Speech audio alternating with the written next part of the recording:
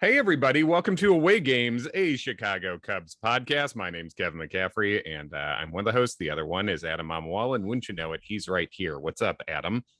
How you doing? How's everything in Cubs land?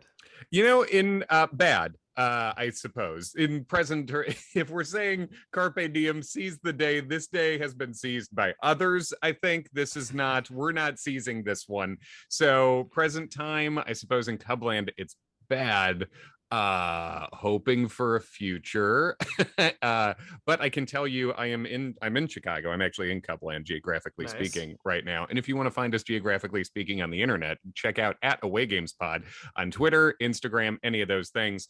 I was here, and I was at my brother Pat's house. He lives in Logan Square, a Chicago neighborhood, and my wife and I were considering going to the game, the rescheduled game yesterday, mainly because our friend of the show, Justin Steele, made his first start. That would have been a great game to go to, and based on the eye tests, I think you could have gotten a ticket for $1. This is the thing. It was listed at $6 when I Wow. checked that morning. So I was like, okay. I mean, like I don't want to support what's happening, what's Mhm. happened with this year from an ownership financial way. But I was like, all right, if I'm buying off StubHub secondary market stuff, go You're to see our supporting good other friend. sad Cubs fans. What is what you're doing? You're not supporting the Exactly. Ricketts. The tickets have already been bought. Exactly. Sunk cost. I'm keeping it in the community is what I thought. But then it was like 1 billion degrees, so I didn't go. But that's my live report from the field is that you can go to a game, and I mean that was a rescheduled one, first half of a doubleheader, so maybe that's not exactly representative, but six Did you dollars will watch the get you in the second half door. of the doubleheader with the same attendance? It's pretty similarly attended, and they got to break up that piece of shit with a storm in the middle too. Which, by the way, the sign went up on the scoreboard, and they're like, "Everyone seek shelter," but except the players. Like the players had to keep playing while everyone's like, "We've seen lightning, everyone duck," except Alec Mills. Just let's leave him out there, and just hopefully you're not wearing too much metal cleats out there, at Alec. You know. I can relate because I had a doubleheader myself yesterday in Mm. Central Park, and we got the first game in, and then the second game began. And especially when you're in Central Park, like you can see a storm rolling in, and it was very clear that it was going to rain. And the policy in Central Park apparently is that when there's lightning, the umpire says, "There was lightning. What do you guys want to do?" And then if the managers say let's keep playing, everyone just keeps playing unless people individually decide that they don't want to play anymore. That's that seems like in the next softball league, Central Park Softball League collective bargaining agreement, there has to be some clarification maybe in how we proceed in this way. Also, The yeah. Yeah. No, just the amount that people want to play softball for no stakes while risking their lives is, I love it, but like I don't understand how badly people want to get these games in. Softball is it has a heck of a draw over some It's a people. There's community, yeah. this is I mean this is how well you know the current Cup season is going, is that this is the topic off the top. We'll get into more Cup specific stuff here, but there was a wrestler who went by Sid Vicious, who was like, he was a main eventer for a while, famously some of the dumbest promos ever cut. He just like couldn't talk really. He was a real fun dumbass. He was huge, but he used to miss like actual wrestling events because he was so committed to softball. Like he would miss an event he was headlining because he had a softball game. This guy was in WWF back then. Like he was main eventing pay-per-views and stuff. So this is softball it has a strong draw over many people for some reason. So he was to softball as you were to Cubs playoff baseball. Like you famously missed a great weekend of comedy to be in Chicago during the World Series. For the World Series, yeah, I ditched a week with Tom Segura for that, and he understood, but he was just surprised it came up because that was the only thing in our agreement. I was like, I will do this weekend with you unless the Cubs are in the World Series. He's like, ha ha, I'll take my chances. And then the day before, like as the Cubs were clinching, he texted me, was like, do I need to get someone else? And I was like, you do actually. Thank you for the opportunity. So yeah, that is also my deal. In the past week, Adam, how much like have you? I know obviously we're both aware of what's happening, but how much live Cubs baseball would you say you've Mhm. watched? And if you have watched any I favorite any would takeaways? say, yeah. I would say I have watched less Cubs baseball in the past week than I have since maybe like 2012. Yeah. I watched the entire first game of the doubleheader yesterday because friend of the pod Justin Steele was pitching, and I Hmm. was genuinely excited about that and for him. And like, Yeah. I'm not gonna sit here and act like we're like actual close friends with the guy, but we've talked to him twice. Like, Yeah. we interact with him on social media. He's a great dude. Like, he's an easy guy to root for. And he's one of the few people right now who I'm like very excited about. Like, same thing when Keegan Thompson is starting at Wrigley, I get kind of excited, and just seeing some of these other players up with the team. It's like, you know, I don't have a Schwindel jersey, but I'm trying to be Schwindelzy. I'm trying to be as excited as I can be. So the short answer is, other than yesterday, as we're recording this on Wednesday, I have not watched a full Cubs game since the deadline, which is tricky when you are half of a Cubs podcast, but that's where I'm at. Sure. Well, I'm sure you watch a condensed game here and there, some Mm-hmm. highlights, things like that. Highlights if they happen. Have they? Who's to say? You just checking. You're going to go to the MLB app for these Cubs games and be like, Cubs highlights. It's just going to be 404 not found straight up. Just check back. Try. Have we tried unplugging the router at Wrigley? Yeah, just a blue screen of death. Hashtag that's Cub. Yeah, hashtag that's Cub, hashtag we're sorry, parentheses, we're not actually sorry. Yeah, I think here's the things that are exciting right now. As you say, watching Justin Steele pitch, I definitely watched that whole game, and how Steele performed was, well, he had basically a run of a three-hitter run of trouble. All those guys scored. Otherwise, great. He Mm-hmm. came in, and it's hard to emphasize. I'm sure they mentioned it on air, but like, it was horrendous outside. It was incredibly hot. It felt like well over 100 degrees on the field. And Justin Steele's been ramping up to a starter's number of pitches and Mm-hmm. innings anyway. So although he started throughout his career up until he was in the bullpen this year, he hasn't built his arm up in the same way, and the starter's sort of conditioning.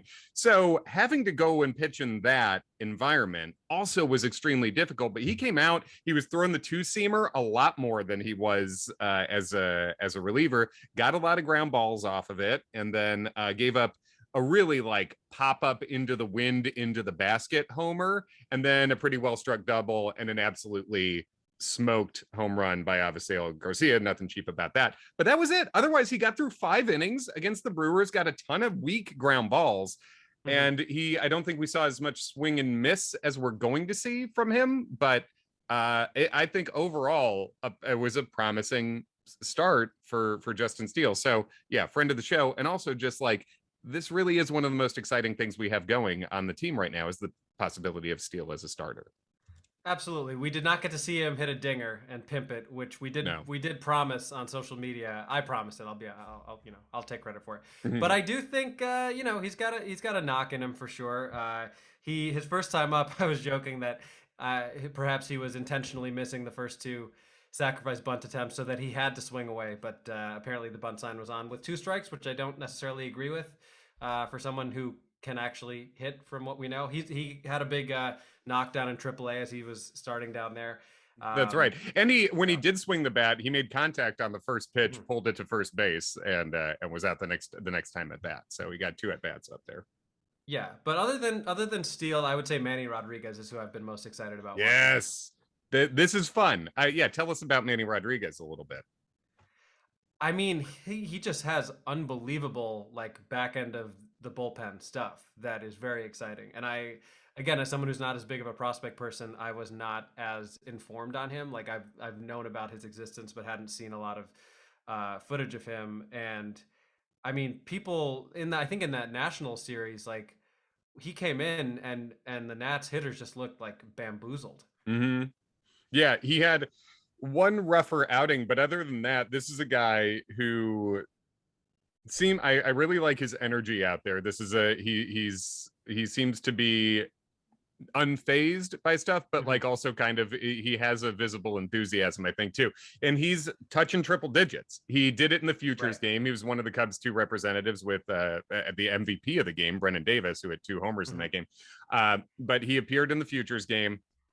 So the league is sort of up to date, like was aware of this guy as a real thing, and he's hitting 100 with that fastball. He's sitting 98 to 99. He's touching 100, and I feel like the secondary we're seeing a slider mostly from him is the other pitch, and it's I think with reliever only prospects, because Justin Steele was a starter who broke in as a reliever. And who's to say Justin Steele could end up being a high leverage reliever later down the line? But it seems like I think they're giving him a shot to be a starter, and I think that's the right move here. Manny Rodriguez, he's a relief only prospect. Those guys don't tend to be ranked as high on prospect lists, so they can kind of sneak up on you. And the Cubs have a couple of those guys in their system. They have a couple others that are probably pretty close to knocking on the door at Wrigley Field. Dakota Mekkes, we've known about. Obviously, he's probably the most well-known of those relief-only prospects. But also, Ben Leeper is a guy who it seems like the Cubs hit a home run on. He was with last year's abbreviated 5-inning draft, or five round draft. It's the minimum amount of rounds for the game to go official. So they did that, but that means there were so many more people who were undrafted free agents than usual. Ben Leeper came out of Oklahoma State, and he was an undrafted free agent. The Cubs targeted, showed him what they could do in the pitch lab, and he signed with them. And he's a guy who's going to be up pretty soon. And Ethan Roberts is another one. So these are guys, and Manny Rodriguez is one of those, who can sneak up on you where they don't rank highest on the prospect list, but they can end up being high impact guys at the major league level. So a potential future closer here in Manny Rodriguez. Right. And in the way that when Tommy Nance came up earlier this year, it was just like, whoa. And certainly that didn't quite pan out the way we expected, and who knows if sticky stuff had something to do with that. Either way, hopefully he'll be back. He's Manny Rodriguez is very impressive, and I want you to prepare yourself for the transition I'm about to I was feeling it coming already. Well, yeah, if we already talked about Manrod, yes, it's only appropriate that we should also talk about Manscaped, because guess what, you boys got a new sponsor.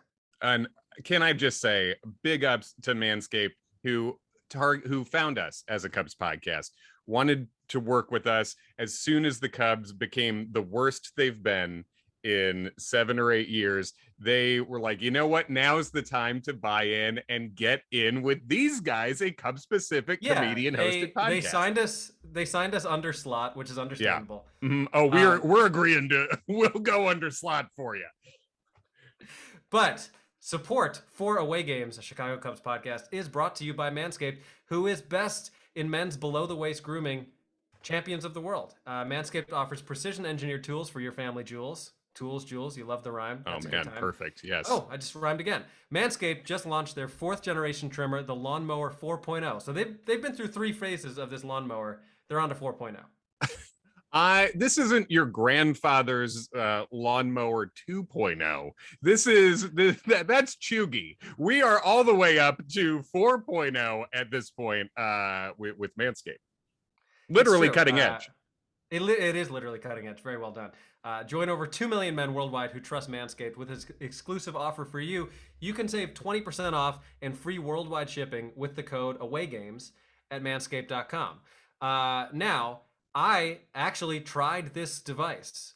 They sent us a little package. Get it? Kevin. We returned a big package. That's not true. We've kept the packages. In every sense, they're still here. Don't sue us. Please don't. Now, this is a podcast where we talk honestly and candidly. Yes. And I have to tell you that Kevin has been in the Midwest. So while his package has been delivered, he has not had a chance to use said tools. I received a package that included the Lawnmower 4.0, also a pair of like dry fit boxer briefs, and a t-shirt. I'm not saying this because they're giving us a little kickback. Most comfortable pair of underwear I've ever worn in my life. Wow, and that's not even, I feel like, what they're most known for. It's not. When you think of the brand. That's not even the real pitch here. My lady would be upset if she heard this, because she told me I needed to up my underwear game, and she wasn't wrong. And she bought me some Calvin Klein underwear. I gotta tell you, Manscaped more comfortable. Okay, let's start a rivalry there between these guys. I think so. But I have tried the new 4.0. I'm blown away by the performance. It's really good. I had been using a corded trimmer. Be honest, are you a Yeah. manscaping man? Do you Yeah. manscape? Oh Yeah, yeah. It's you want to keep in my world, got to keep everything lean. I'm not a guy who can you go, gotta, you yeah. gotta. I'm attempting to be a modern man here in this way. And especially in the summer, you don't want, you gotta stay cool. You know what I mean? Hmm. And I'll tell you a little bit about what Manscaped offers with this Lawnmower 4.0. This is gonna be the rest of the episode, by the way. We've got Yeah, 20 more minutes of this. right. We're But bringing in the Cubs new their new prospects are going to come in and tell you about it. Kevin we're talking. Alcantara, come over here. How's the lawnmower working? Alexander Canario, come over here. We're trying to get we had to wait until some of the Cubs prospects are 18 to do the ad read, but I mean, are how many are not as many as you'd think. all right, so let me tell you about some of these features. Yes. All right, we got a sleek, well-designed, optimized trimmer that makes shaving time your favorite time in the bathroom, which is tough. I enjoy the bathroom quite a bit. Here's the other thing. Ultimate groin and body trimmer, focusing on intelligent functionality and incredibly comfortable grooming experience. Can attest to the fact that this is true. Very comfortable. It's got a 4000K LED spotlight. You've got like a little flashlight for all the nooks and crannies that you're trying to get into. Man, I've never even seen such a thing before. you can use it to find a pest outside if you're being bothered. I'll take it out to my mom's backyard here in Elmhurst. Find the raccoon that's been bothering us. Going to a concert, want to wave something in the air and your phone's dead? Bring that lawnmower. There you go. Is this part of the ad read? Absolutely not. Absolutely not. They would not tell you to do this. They probably shouldn't. Just don't have it start buzzing. Make sure it's not buzzing when you're using the light function outside at a concert. But I'll get through it. We got multiple guard links, sizes 1 through 4, so you can customize your trim, whatever length you want. Wireless charging, which is awesome. And again, just very, very, very comfortable. I had been using like an old one that I sometimes used to like cut my head hair. Not a good idea. You got to get something that's specifically made for that area. So to wrap up, just to remind you, 20% off and free shipping worldwide with promo code AWAYGAMES at manscaped.com. Unlock your confidence and always use the right tools for the job with Manscaped. How about that for an ad read? Professionally done. Welcome to the fam, Manscaped. Thanks for joining us here. And that's the introductory ad. This is our second official sponsor, and I'm gonna say I haven't even gotten home to unlock the package yet, but our favorite. That's the so it's absolutely nice. And sometimes our loyal listenership, they ask how they can support the show or if we have any merchandise. We don't have any merchandise, but we do have lawnmowers. And get if you want to support the show, this is a great way to do it, so that they keep supporting us. Perfect. Boom. Ad read right in the middle. That's our version of the 7th inning stretch for today, which Anthony Michael Hall had to wait around super long for yesterday because there was a rain delay and then the Cubs couldn't get anyone out. So, I feel like that you got through that quicker than Anthony Michael Hall was able to get through. I mean, in retrospect, real missed opportunity to use promo code MANROD, but we'll maybe do that for the next. That's true. Well, maybe we could change it up based on the guest. There's Mr. Steele Yo Hair from down there. Mr. Steele Yo Pubes. Steele Yo Pubes, which has never been his handle, and we can confirm that. It is fun that we have been with Justin Steele since his Instagram handle was Mr. Steele Yo Girl, and now he's streamlined it as a major leaguer up in the show. So I think watching the real thing. When you look at the real thing that's been distinct lately, trying to get back into watching Cubs games after the incident of the trade deadline. Blue Friday, if you will. Yes. These lineups are 2013 lineups. There are names that look like someone made a mistake. There are someone did. Jed Hoyer and Tom Ricketts made a mistake, but there's those there, and then there's names who, even if they are great athletes, you have to say the names don't sound like great athletes. I hope Frank Schwindel absolutely rakes. When you hear that name, I don't think this guy is going to intimidate the opposition in an athletic way. My man Greg Dykman, No. I'm excited about it, but does it sound like these aren't Justin Steele man rod level names, is what I'm saying. No, Frank Schwindel owns a shoe repair shop in Yeah. Yonkers. Oh yeah, and he's good. He treats you well. He's the best. He's a good man. That's great. But but going to from Bryant throwing from third over to Rizzo at first to now having Duffy to Schwindel or something of the like, to say nothing of Joneshwi Fargas taking the field in right field. It's a mess, and I mean it's a mess in a way where it's like it's understandable. And by the way, we're rooting for all these guys. Hope they all do great. Of course, rooting for them during the games.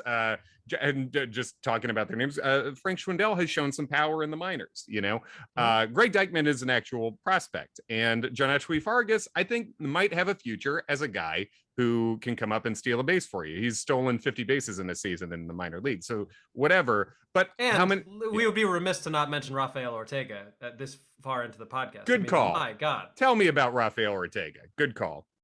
He just can't stop hitting. He's been unbelievable.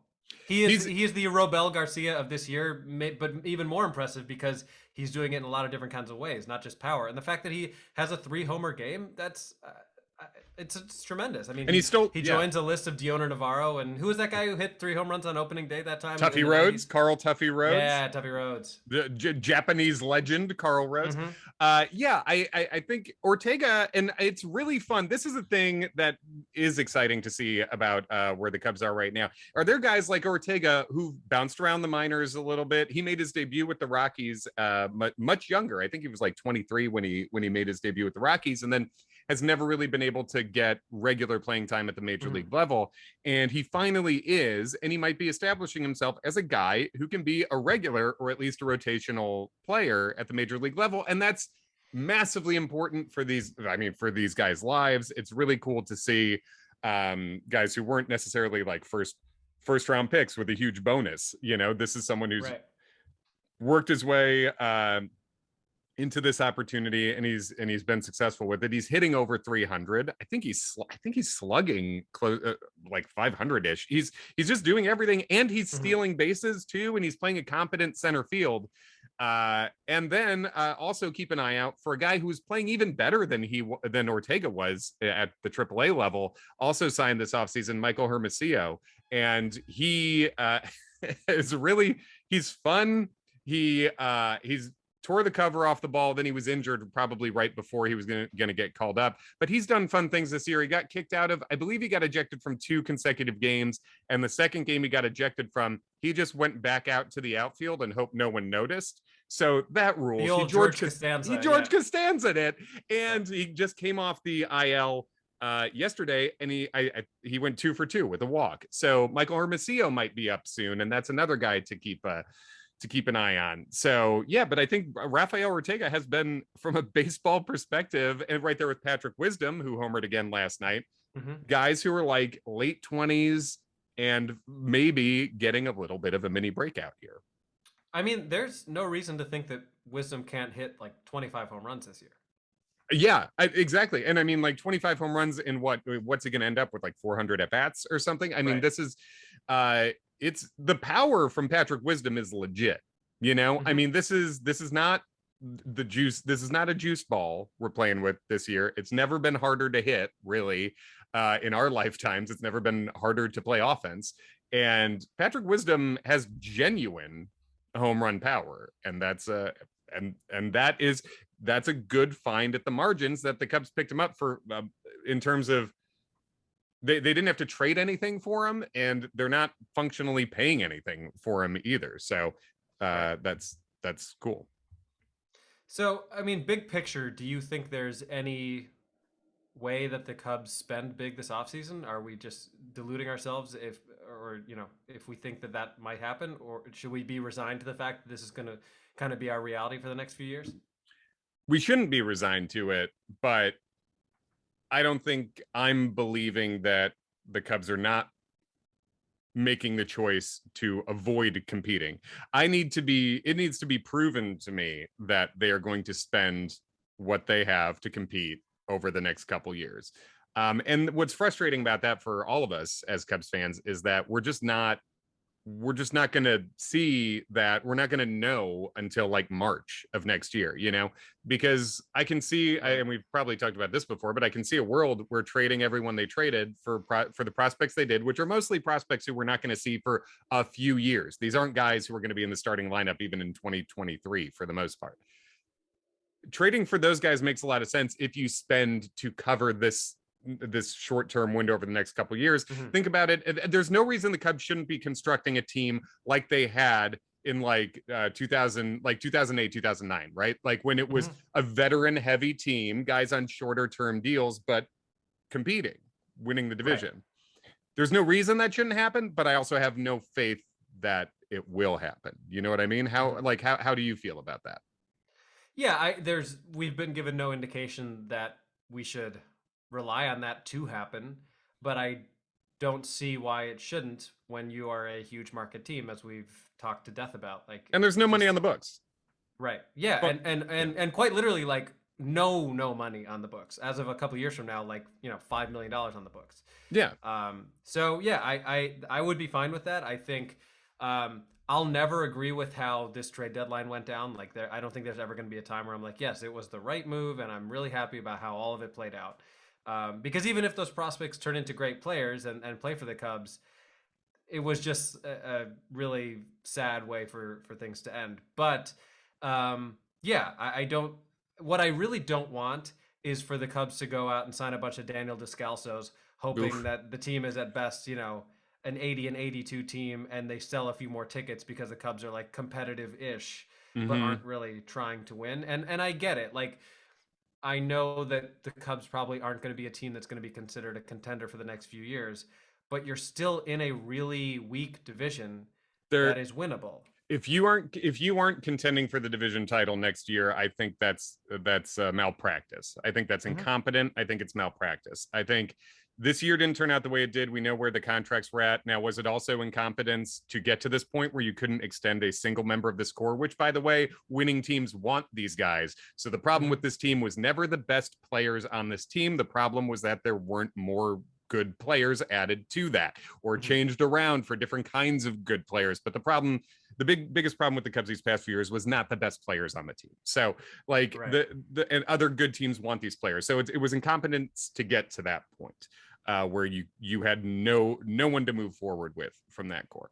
But once that happened, like, okay, I understand selling off this year, but you should be competing day one next year. Like, you can even if it's adding, basically you need to add a genuine starting pitcher to this rotation, whether that's Marcus Stroman, John Gray. Those are guys who are going to be free agents this year. And Stroman, they're both good pitchers. Neither one's Yu Darvish level guy, right? But they're top half of the rotation guys. So if you add someone like that, and then you add two bats, I think is what you need to do. What I think is more likely is probably they add a starter and maybe add one significant bat and then some flyers and then add more free agent and then buy more in the market the following year and go sort of all in 2023, really. But I don't know. It's like we're seeing and talking our way through all these scenarios because that's what you do in a season when your team is not competing anymore. Right. But we just won't get any information on this until the offseason. If I told you right now that the Cubs this offseason would sign Marcus Stroman and Nicholas Castellanos and then a bunch of other veterans, do you take that deal?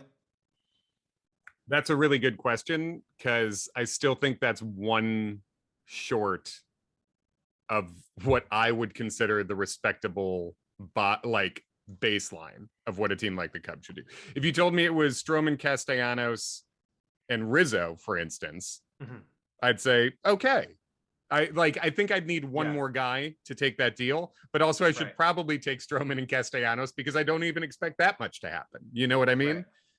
So, yeah. And speaking of which, there is a bit of a breaking news update. I don't know if you saw this. So the Field of Dreams game is tomorrow as we're recording this. And it was just reported from Buster Olney that shoeless Joe Jackson's ghost just got COVID from Anthony Rizzo.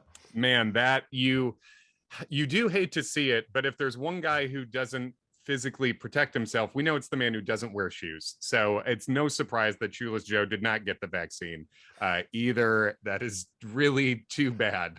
But yeah, happy birthday, Anthony Rizzo, who contracted COVID on his birthday.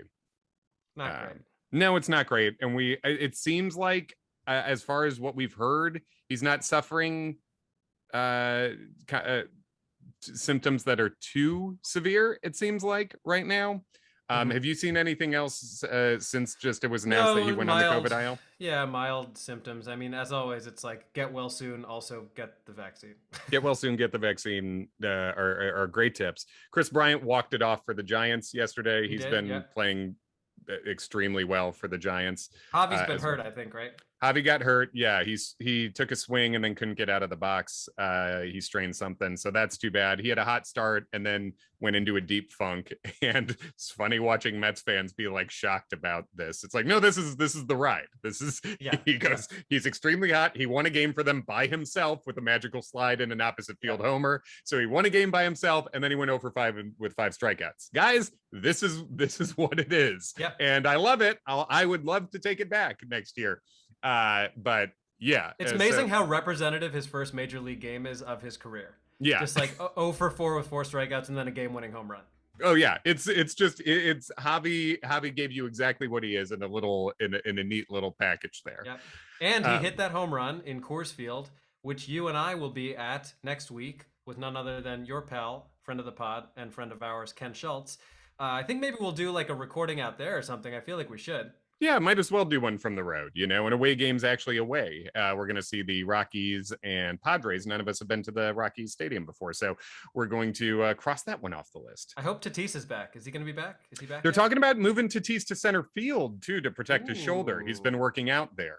So it seems like not as a permanent thing, but maybe for the rest of this year, which... For this year, I think that's fine, but you want to see Tatis get to stay at shortstop long term. But yeah, it's looking possible that he could be back by the time we're there. So that's cool. Nice. Last thing I'll throw in there is some of we're seeing some of the Cubs prospects that came over in the trades, the ones who are not injured for the year. So Pete Crow Armstrong has not played yet. The guy we got for Javi, who's ranked somewhere in the Cubs top 5, top 10 prospects now. He's not playing. Obviously, Nick Madrigal's not playing. There was a photo of Madrigal and Jed Hoyer just hanging out in the stands talking. Cool, sure. But Alexander Canario, the guy who came over in the trade for Chris Bryant, has been, I think he's homered 3 straight days at High A South Bend. He's 21 years old. He looks extremely strong, and he murders the ball. Like the exit velocity, like high end exit velocity stuff going on here, and he's just been on fire since he came over. And Kevin Alcantara, the top prospect we got in the Rizzo trade, also has homered a couple days in a row. I think he hit his first 2 down there in Arizona. So that's the update. From Candelario to Canario, the Chicago Cubs saga.